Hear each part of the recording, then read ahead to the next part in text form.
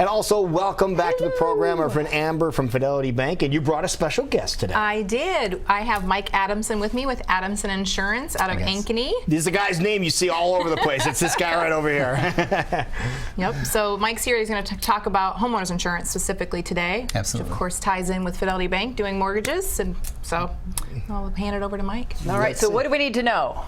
Well, you know, when you're shopping around for homeowners insurance, it's important to make sure that you're getting an HO5 policy. That kind of levels that playing field so that you know that you're getting the same type of coverage.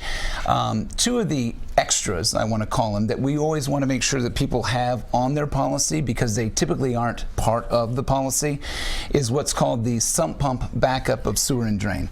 And so typically, is that like flood insurance or completely different? Oh, it's a whole different category. He's rolling his eyes right there. Okay.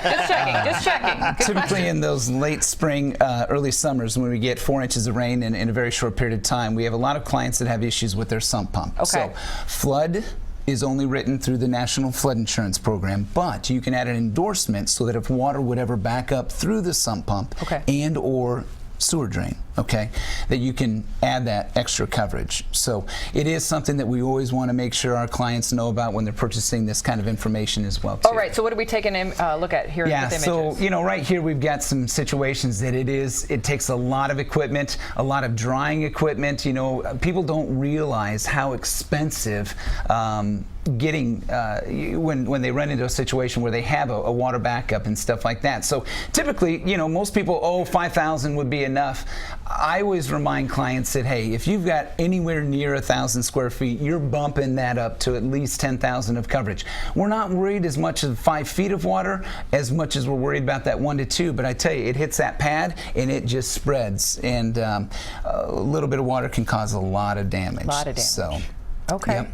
And the other quick endorsement that I just always remind people of is jewelry.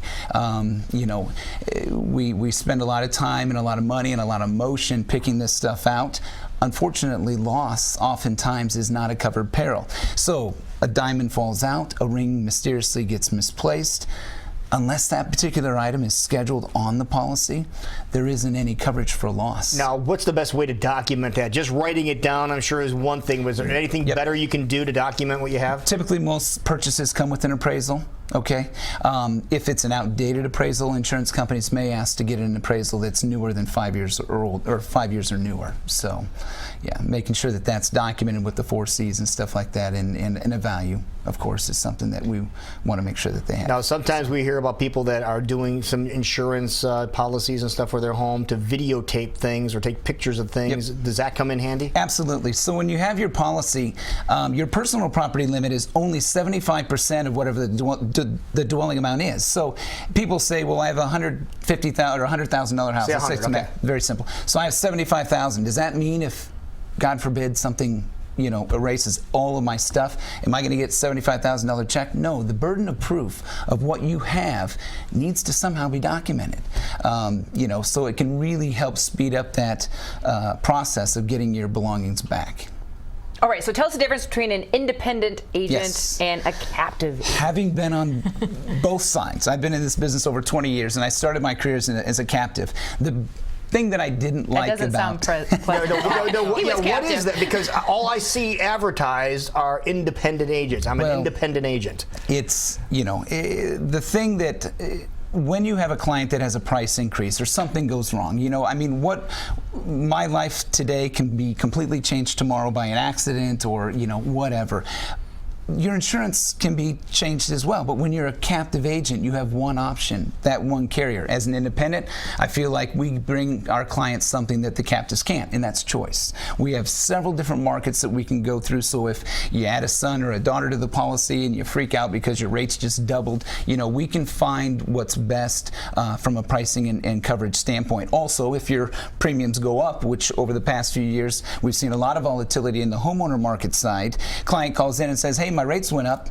Well, we can shop the industry and say, listen, they went up, but so did the industry. Or, hey, you know what? They did. And that particular company had a bad year this year, so we're going to rewrite you with a different market over there. So you can change companies then? Absolutely. Absolutely. With the same agent? With the same agent, correct. Yep. So That could come in handy. I think it's a win-win.